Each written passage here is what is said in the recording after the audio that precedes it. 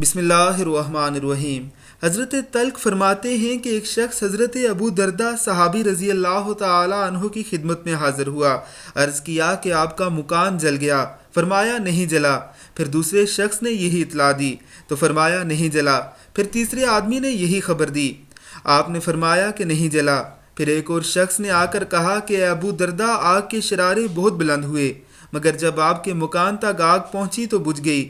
فرمایا مجھے معلوم تھا کہ اللہ تعالیٰ ایسا نہیں کرے گا کہ میرا مکان جل جائے، کیونکہ میں نے رسول اللہ صلی اللہ علیہ وسلم سے سنا ہے کہ جو شخص صبح کے وقت یہ کلمات پڑھ لے شام تک اس کو کوئی مصیبت نہیں پہنچے گی۔ میں نے صبح یہ کلمات پڑھے تھے، اس لیے مجھے یقین تھا کہ میرا مکان نہیں جل سکتا۔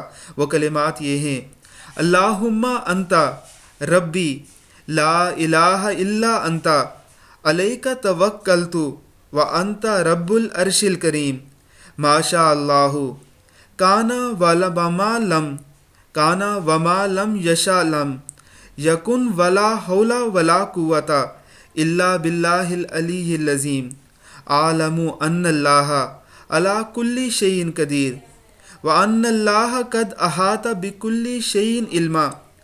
اللہم انی اعوذ بک من شر نفسی ومن شر کل دابۃ انت احیظ بناصیتھا انی ربی علی صراط مستقیم۔